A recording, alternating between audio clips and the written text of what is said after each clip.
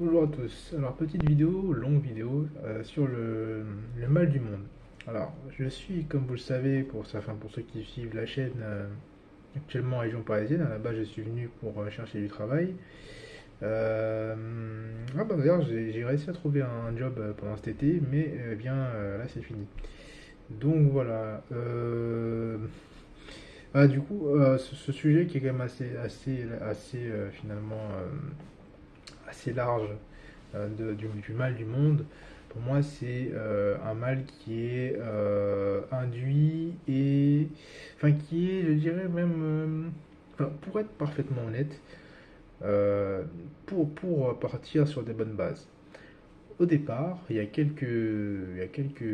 enfin, actuellement plutôt. On va partir actuellement et rapidement, on va aller sur les bases. Actuellement, on a pareil dans tous les dessins animés, hein, on a des méchants. Voilà. Dans toutes les histoires occidentales, en général, il y a un méchant que le héros va devoir vaincre, l'héroïne, voilà, bon, qui embête et qui met des bâtons dans les roues. Et très souvent, le méchant veut être le maître du monde. Alors, c'est quelque chose qui était très courant quand j'étais enfant. Je l'ai vu et entendu très souvent. Je ne sais pas si c'est comme ça dans tous les dessins animés qui ont été montrés à toutes les générations, mais c'est en tout cas très courant. Euh, donc voilà, moi personnellement, par mes recherches, j'en suis venu à me dire que si l'Occident aujourd'hui était finalement sur le déclin, c'était parce que eh bien, l'Occident a atteint l'objectif de ces fameux méchants des dessins animés. L'Occident est devenu le maître du monde. C'est-à-dire que l'Occident a atteint, en termes d'expansion de territoire, enfin d'extension territoriale, les sommets inimaginables et inégalables il y a quelques centaines d'années. Quand il y a eu la totalité de l'Amérique qui a été conquise, que l'Afrique tout entière en dehors de l'Éthiopie a été conquise, ou que, eh bien, comment dire, l'Asie du Sud-Est a été conquise aussi. Voilà, quand toutes ces zones-là ont été conquises, eh bien, l'Occident s'est placé en maître du monde. C'est-à-dire que finalement, enfin moi d'ailleurs, ça me faisait rire il y a quelques temps, j'avais enchevêtré une carte de l'Empire mongol à son expansion maximale et une carte de l'Empire d'Occident, entre guillemets, et en fait, eh bien, ça s'embriquait pas mal. Ça s'embriquait même très bien. Voilà, il y avait que quelques exceptions près. Par exemple, en Europe, la Hongrie, il y avait une toute petite partie de la Hongrie qui se trouvait finalement entre eux. Alors pour l'Europe, j'avais pris en compte le fait que, en partant du principe que il y avait une certaine unité des pays il y avait eu plusieurs unités des pays de l'Ouest, et que même aujourd'hui, enfin même quand l'Empire d'Occident dont je parle, c'est-à-dire c'est quelques pays finalement, c'est l'Allemagne, l'Italie, l'Espagne, le Portugal, la France, la Belgique, les Pays-Bas et l'Angleterre, et bien forcément, tous ces pays-là sont à l'ouest des pays slaves, et finalement, l'Occident signifie là où le soleil se couche. Donc voilà, c'est vraiment une petite partie de l'Europe qui a finalement assis sa domination dans le monde entier et qui n'a pas eu vraiment d'ennemis, quoi. Euh, et par ce fait, eh bien, voilà, donc l'Occident a atteint l'expansion maximale. Voilà. Ils ont été plus loin que n'importe qui. Ils ont imposé finalement leur vision du monde à tout le monde. Et, euh, et finalement, eh bien, quand ils ont libéré, enfin déjà de une, en atteignant cet objectif, on va dire cet objectif qui a fait que tous les pays d'Occident ont eu finalement une pensée commune, hein, au moins entre leurs murs, et une idée et une pensée enfin, ils ont pensé pour l'Empire, ils ont agi pour l'Empire, et finalement, eh bien, ils ont atteint leurs différents, leurs différents, voilà, enfin leur objectif. Ils ont atteint leur objectif et ils ont créé finalement différents empires, mais de peuples très proches et non seulement sur leur terre originale, c'est-à-dire leur terre originelle, mais aussi finalement dans leur terre conquise. Finalement, la France, l'Angleterre et l'Espagne se partageaient une grande partie de l'Amérique, et ils avaient des frontières communes, aussi bien du coup en Europe que là où ils allaient. Exception faite de l'Australie, du coup, qui a été prise assez facilement par les Anglais. Mais sinon, bon voilà, même en Asie du Sud-Est, voilà, il y a eu c'était relativement proche, euh, notamment l'Angleterre et la France. Mais bon, ça pour dire que, eh bien, voilà, il y a eu cet objectif qui a été atteint, et finalement, il n'y avait pas de plus en fait. On ne peut pas aller plus loin, c'est-à-dire que finalement, les pays les plus développés après l'Europe à ce moment-là, c'était l'Asie. Enfin certains pays d'Asie. Ces pays-là, ben, on les connaît aujourd'hui, ils se sont quand même, enfin, ils ont gardé quand même une certaine force aujourd'hui. Et, euh, et voilà, ces pays-là n'ont pas été conquis du coup. Mais effectivement, bon, certains ont essayé aussi d'ailleurs de conquérir d'autres pays, hein, comme le Japon avec, enfin, dans son désir aussi d'expansion, alors qu'auparavant, enfin quelques années avant, quelques dizaines d'années avant, il était très fermé. Mais bon, voilà, il y a eu finalement cette période d'expansion.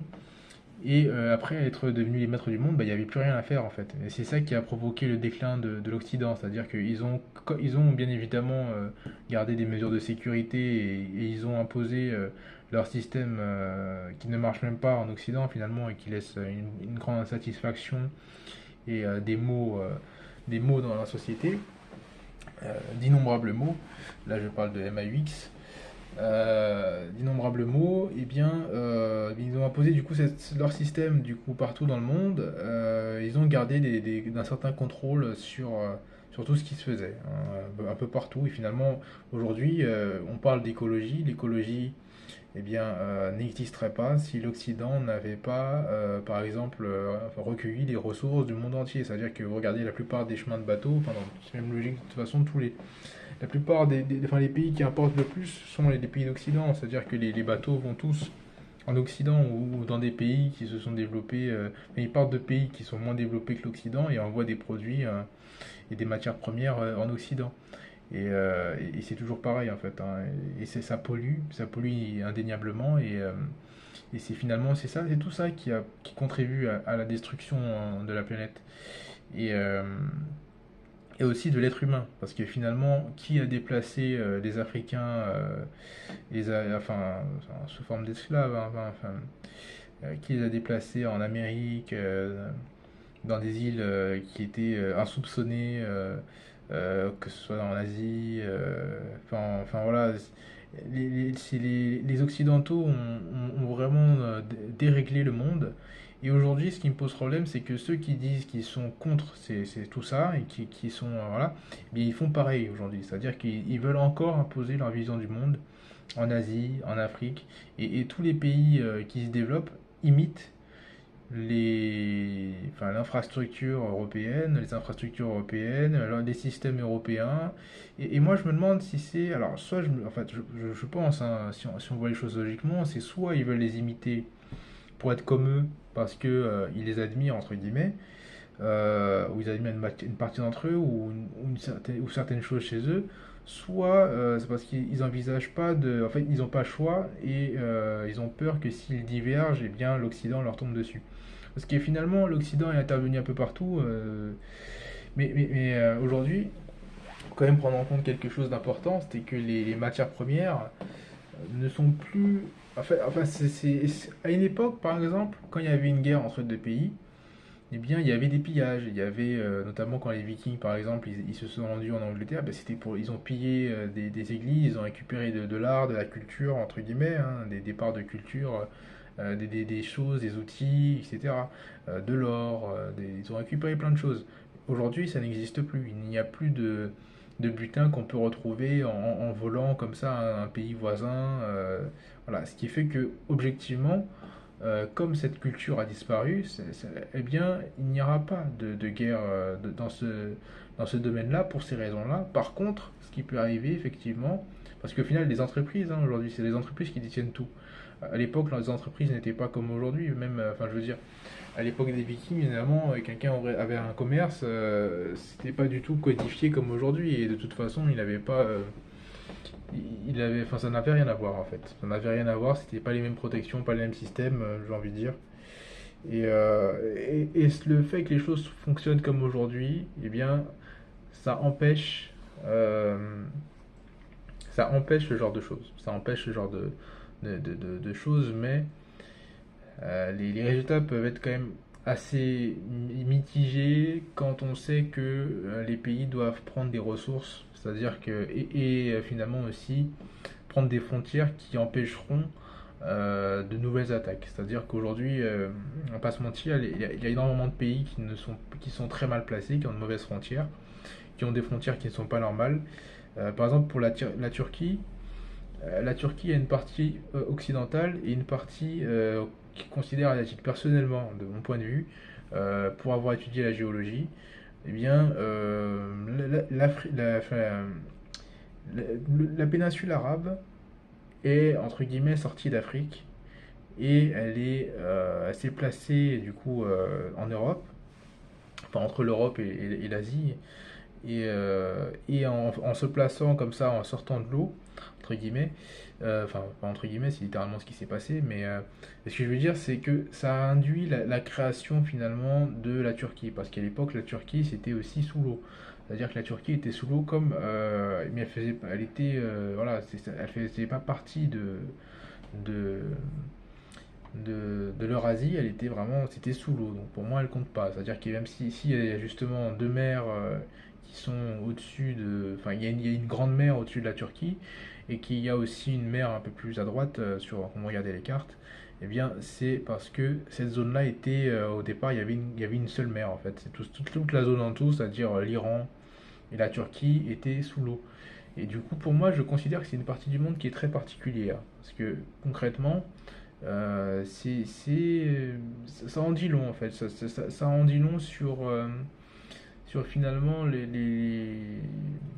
Alors, pour moi, la géologie, elle permet de déterminer certaines choses. Pour moi, j'ai une croyance personnelle, c'est que c'est pas un hasard, par exemple, s'il y a eu enfin, si certains Indiens enfin, sur tous les peuples qui existent. Voilà, surtout les peuples qui existent, il y en a beaucoup avec des couleurs de peau différentes, mais il y a des couleurs de peau plus proches les unes que les autres, vous voyez. Par exemple, enfin, les Latinos sont assez proches des Amérindiens, les Amérindiens sont assez proches de certains Asiatiques, et les Asiatiques sont assez proches, par exemple, des Métis qui sont enfin, des Métis en général entre les Africains de l'Afrique subsaharienne par exemple, des peuples arabes ou des Occidentaux. Voilà. Et concrètement, sur toute la planète, il y a un seul pays, entre guillemets, qui a des gens avec une couleur de peau proche de l'Afrique, des Africains de l'Afrique subsaharienne, eh bien c'est l'Inde. Voilà. Au point que certains penseurs à l'époque des Romains pensaient que enfin ils ont fait l'erreur de penser que, enfin dans certains de leurs écrits, que les Indiens étaient des Africains et inversement.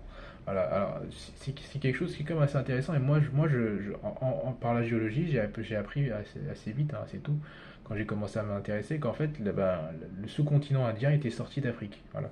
C'est-à-dire que par exemple l'Amérique du Sud elle était collée à l'Afrique à une époque aussi, mais il y avait une chaîne de montagnes qui séparait l'Amérique du Sud de l'Afrique. Cette chaîne de montagnes a disparu quand l'Amérique du Sud s'est déplacée, on va dire, sur la gauche.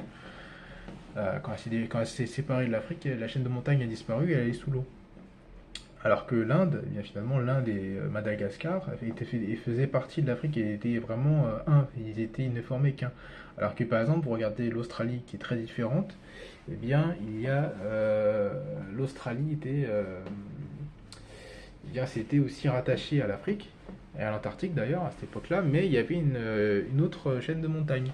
Voilà. Et pour moi, c'est quelque chose qui est quand même assez parlant. C'est-à-dire que je me suis dit, est-ce que à tout hasard finalement, alors ça c'est vraiment une croyance personnelle, hein, de toute façon, ça peut pas être démenti, ça peut pas forcément être prouvé non plus, mais c'est vraiment que c'est pas un hasard finalement que les Indiens soient les seuls à avoir un teint plus sombre, à l'instar des Africains, sachant qu'ils ont vécu sur une partie du continent africain, voilà. Enfin de l'Afrique subsaharienne. Voilà. Et voilà, personnellement d'ailleurs, dans mes recherches, ce que j'en suis venu à penser, c'était que les Occidentaux, à cause de la période glaciaire qui s'est terminée en Europe il y a 13 000 ans, hein, me semble-t-il, de mémoire, il y a 13 000 ans. Bon, vous pouvez vérifier, je mettrai les liens éventuellement en description, mais c'est assez facile à trouver.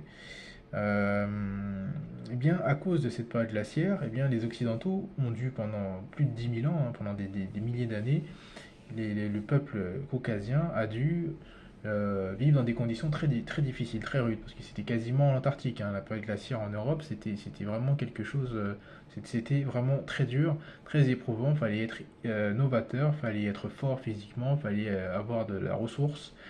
Et finalement, ce peuple-là a dû avoir, eh bien, il y a eu un brassage pendant des milliers d'années, forcément les plus forts et les plus intelligents, parce que la force n'était pas forcément tout, il fallait aussi être intelligent pour chasser et développer des techniques et des méthodes qui permettaient de survivre au grand froid.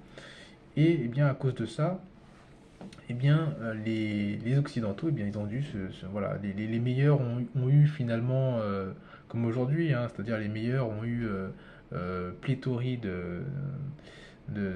enfin, ils avaient le choix parmi les femmes. Les femmes ont choisi les meilleurs d'entre eux, et forcément, eh bien, les plus faibles, les moins intelligents, ont disparu. Voilà. Le truc, c'est qu'après, avec les années, la force n'était plus un besoin.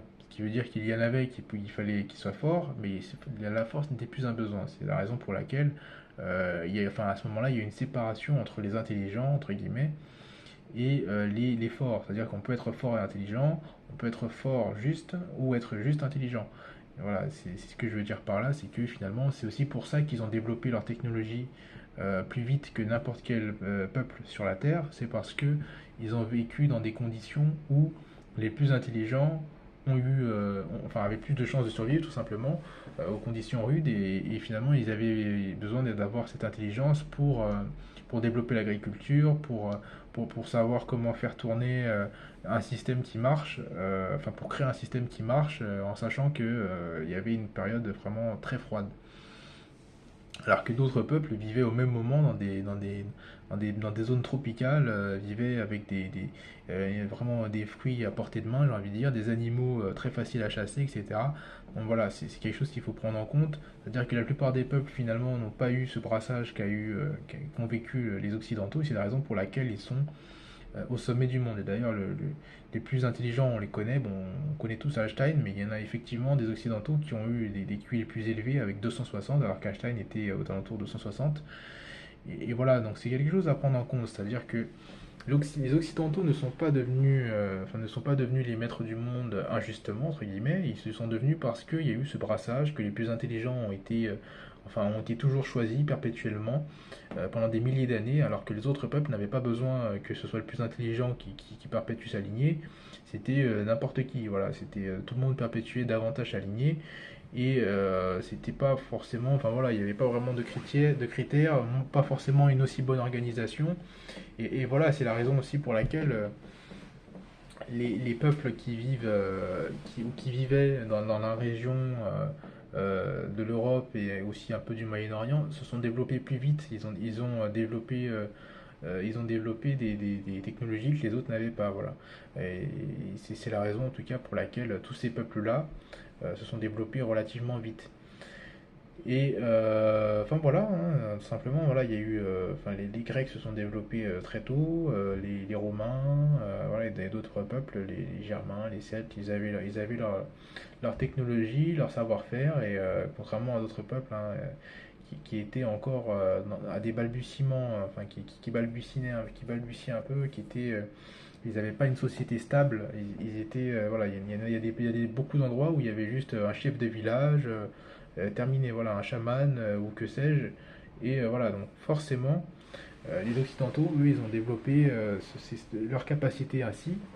Et c'est ce qui a fait que quand finalement, bah, ils sont devenus les meilleurs, bah, ils ont récupéré les terres de tous les autres. Et une fois que c'était fait, bah, ils n'avaient plus rien à faire, donc ils se sont mis à faire un peu n'importe quoi. Et c'est finalement ça, et c'est ce qui est le mal du monde. C'est-à-dire que les Occidentaux ont dominé le monde. Ensuite, ils ont libéré les autres à condition que les autres acceptent d'être comme eux. Et eh bien, eux, ils se sont mis à croire en n'importe quoi. Et aujourd'hui, quand je dis n'importe quoi, c'est pas n'importe quoi, c'est dans le sens où il y en a qui croient aux druides. C'est-à-dire, j'avais vu un homme qui avait escroqué, qui avait créé une secte qui avait été donné des prospectus à la sortie des magasins bio euh, pour, euh, pour amener les gens dans sa secte. Et il disait que c'était un druide avec des pouvoirs mystiques et tout un tas de choses. Bah, bon, je vais pas non plus, voilà, mais ce que je veux dire, c'est que voilà, il y avait plein de gens qui le suivaient, qui l'ont cru. Je crois aux trentaines ou une quarantaine de personnes. Et il y a énormément de sectes différentes, des gens qui croient à des choses très différentes, si différentes qu'elles s'opposent finalement. Et voilà, et par exemple en politique, s'il y a autant de personnes qui sont des deux côtés, finalement, hein, c'est aussi parce que les Occidentaux sont comme ça. C'est-à-dire que les Occidentaux ils vont pas penser de manière uniforme actuellement, parce que finalement, ils étaient obligés de penser de manière uniforme pour la création de l'Empire, entre guillemets, de l'Empire d'Occident, même si c'est plusieurs pays. Ils ont pensé quand même à. C'était vraiment un désir d'expansion, de s'enrichir, de découvrir, un désir de découverte aussi. Hein, il y avait énormément de choses, mais effectivement, aujourd'hui, il n'y a plus rien à faire pour l'Occident, c'est-à-dire qu'ils ont atteint cet objectif, ils ont atteint le maximum de ce qu'ils pouvaient atteindre, ils ont atteint leur limite, en fait. Voilà, la limite, enfin non, enfin voilà, ils ont atteint leur limite, hein, finalement, il n'y a pas vraiment d'autres choses qui pouvaient être faites. Il n'y avait pas de conquête de l'espace au départ, vu que bah, forcément il n'y avait pas encore les fusées, etc. Enfin, je veux dire, au commencement du déclin, il n'y avait pas encore la conquête de l'espace, mais cette conquête n'empêche pas le déclin.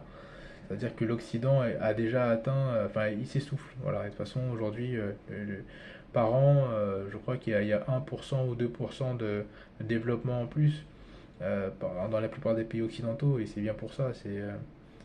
L'Occident est vraiment sur le déclin, et même si au départ, effectivement, il y a eu des bonnes idées, des idées qui étaient, on va dire, je dirais pas gentilles, mais des bonnes idées. Par exemple, la sécurité sociale, etc., qu'il n'y a pas aux États-Unis, par exemple, enfin, je veux dire, on a la sécurité sociale en France, par exemple, et il n'y a pas aux États-Unis. C'est beaucoup plus dur de vivre aux États-Unis qu'en France, malgré que les salaires là-bas, ce soit trois fois le salaire en France. Mais, euh, mais voilà, c'est quelque chose qui est vraiment à prendre en compte. Et c'est quelque chose qui est logique, c'est-à-dire que finalement, les peuples se sont tous développés. Les Occidentaux vivaient dans une zone froide, donc se sont développés plus vite.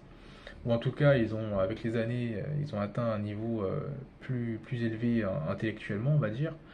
Ensuite, ils ont atteint, enfin, par cette intelligence, ils ont voulu se développer et ce développement a conduit à une conquête de la planète, une conquête qui a été atteinte finalement. Et une fois que la conquête a été atteinte, eh bien, il y a eu une désunion qui mène au monde d'aujourd'hui avec tous les pays qu'on connaît. Voilà. Et voilà, hein, mais autant dire que c'est quand même une désunion qui a été dramatique pour beaucoup de peuples. Par exemple, en Papouasie-Nouvelle-Guinée, les Indonésiens ont réclamé finalement une partie de la Papouasie-Nouvelle-Guinée, alors que sur cette île vivait un peuple différent et que d'après certaines sources, des sources obscures, hein, c'est-à-dire que la première personne qui m'en a parlé et qui m'a appris des choses sur le sujet m'avait donné un chiffre de 90 000 morts. C'est 90 000 morts, pas de Papouasie-Nouvelle-Guinée tués par des Indonésiens qui souhaitent s'installer sur leur territoire.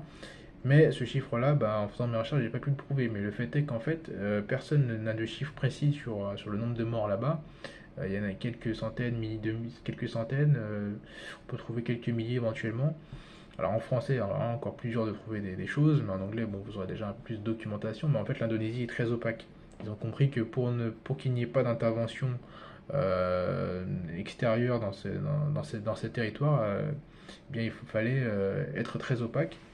Finalement, peut-être que certains pays sont au courant, mais l'Indonésie enfin, exporte énormément de choses.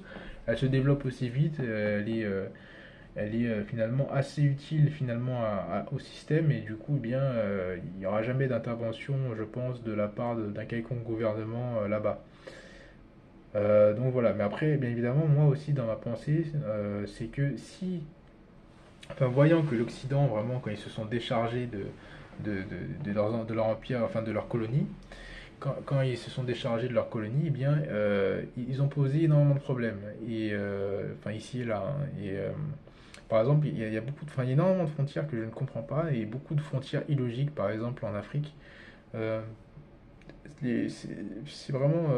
Honnêtement, au départ, si on regarde par exemple les peuples berbères qui vivaient en Afrique, qui étaient les seuls en Afrique du Nord pendant un certain temps, plus ou moins les seuls, eh bien, ils étaient, me semble-t-il, de la Libye au Maroc, me semble-t-il. Et, mais finalement, ils n'étaient pas très dans les terres, quoi. Ils étaient. Enfin, si on prend par exemple la Tunisie actuelle, eh bien, je pense qu'ils n'allaient pas. Enfin, vous prenez du haut en bas la Tunisie, vous la mettez sur toute la côte, et vous avez à peu près les distances sur lesquelles vivaient les Berbères. Ensuite, bien évidemment, il y a eu les invasions et les Berbères, enfin, le territoire a été un peu plus grand finalement, est devenu un peu plus grand. Mais effectivement, il n'y avait pas de grands peuples qui vivaient dans le Sahara finalement. Et voilà, c'était quelque chose qui était. Enfin voilà, il y avait des nomades, etc. Mais il n'y avait pas énormément de peuples qui vivaient là-bas. Au final, les frontières d'aujourd'hui, ben, elles sont vraiment catastrophiques, je trouve. Sachant que, en partant du principe que les pays vont se développer, les pays africains vont être confrontés aux mêmes choses que les pays occidentaux quand ils se sont développés, c'est-à-dire des guerres, voilà, des guerres entre pays.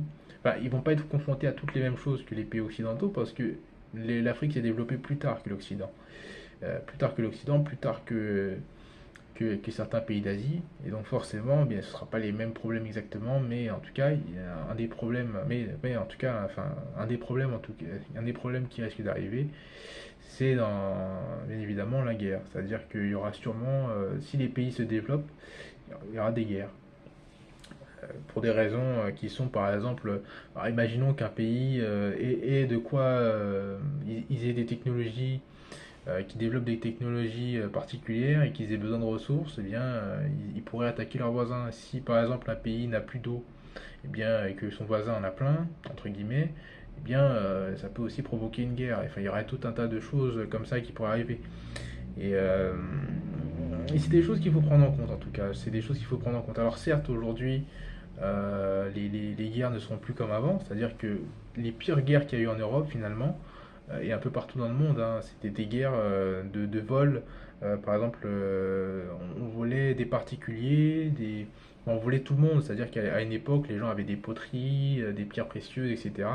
Aujourd'hui, c'est plus le cas, c'est-à-dire que les guerres qu'il peut y avoir, eh bien, elles vont concerner les ressources brutes ou éventuellement un savoir-faire technologique. Mais ce savoir-faire enfin, pouvant être induit enfin, pouvant être, en général, le savoir-faire technologique appartient aux entreprises et non finalement aux personnes ou aux États, contrairement à avant.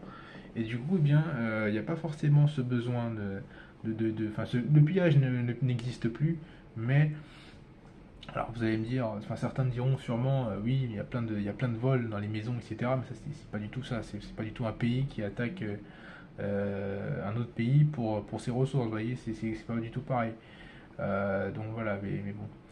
Voilà, en tout cas, tout ça pour dire que, eh bien, pour moi, le mal du monde, c'est finalement que l'Occident a atteint son pic. L'Occident est devenu le maître du monde.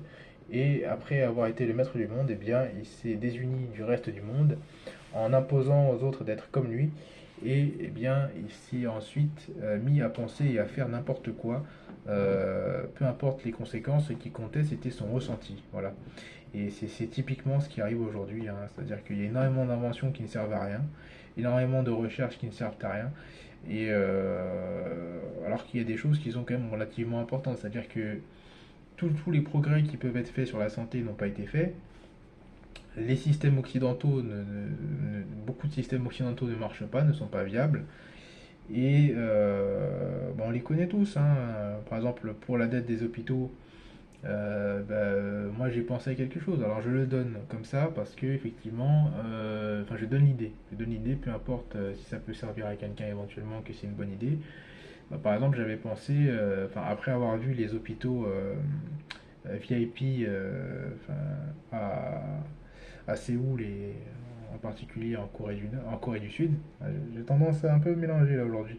Enfin bref, après avoir vu des hôpitaux VIP, des chambres VIP, eh bien, je me suis dit pourquoi pas créer par exemple un étage supérieur. Enfin, par exemple pour les hôpitaux qui ont deux étages, eh ben, on pourrait facilement mettre un étage plus élevé qui serait un étage VIP. Les médecins seraient envoyés 50... En fait, les meilleurs médecins seraient envoyés dans ces hôpitaux-là. Ces hôpitaux-là feraient payer très cher, en fait, bien évidemment, la partie VIP, parce que ce serait un peu comme les hôtels, hein, c'est-à-dire une grande salle de bain avec une grande chambre, la télé, et des personnes qui sont toutes seules. Voilà, ce serait forcément très cher, ce serait un peu comme l'hôpital américain, voilà, ce serait un peu dans le but d'avoir des personnes très riches qui viendraient profiter de ces soins et des technologies finalement qui seraient en fait qui serviraient à tout le monde. Par exemple, soit on pourrait rajouter finalement du matériel, par exemple des scanners, etc. Uniquement pour ces parties-là, soit effectivement il pourrait y avoir un partage entre les différents services. Et aussi pour les parties supérieures des hôpitaux, qui seraient VIP, du coup, eh bien, on pourrait, enfin, dans l'idée, ce que je voulais, c'était que ce soit privé, c'est-à-dire que le financement serait entièrement privé, mais que ce serait, mais que 30% des revenus, enfin du bénéfice reviendrait à l'hôpital en général, enfin aux hôpitaux de France. Ce qui fait que, eh bien, ça rapporterait du revenu. Et en dehors de ça, d'ailleurs, les meilleurs médecins ne pourraient y exercer que 50% du temps. Ils seraient obligés aussi de servir 50% du temps dans les parties publiques. Et comme ça, il n'y aurait pas d'inégalité. Et à quoi d'autre j'avais pensé aussi. Alors, j'avais pensé aussi à autre chose. C'était le fait que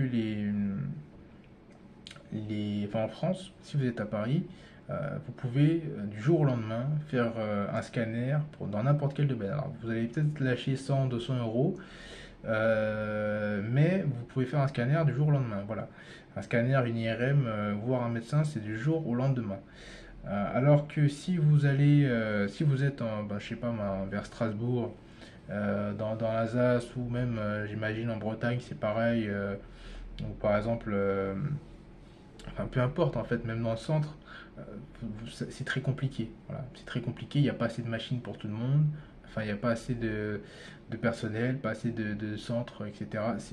C'est extrêmement frustrant de se dire qu'il y a des personnes qui doivent attendre euh, de pouvoir consulter, de pouvoir faire leurs examens, sachant que les personnes finalement là-bas, il y a des personnes âgées, des personnes qui ont des maladies très graves aussi, mais que juste parce qu'elles n'habitent pas dans la capitale, qu'elles ne payent pas plus cher toutes les choses de la vie, enfin toutes les choses de la vie courante, eh bien elles sont obligées d'attendre, de prendre éventuellement un billet de train très cher pour aller en région parisienne, parfois payer l'hôtel pour aller faire leurs examens, etc. Parce que, eh bien, voilà, il n'y a pas de, enfin, il y a pas de médecin à proximité. Et par rapport à ce problème-là, j'avais vu que le gouvernement, il y a quelques années, avait proposé aux médecins avait proposé de rajouter des places pour les médecins admis chaque année, et enfin, pour qu'il y ait plus de médecins chaque année.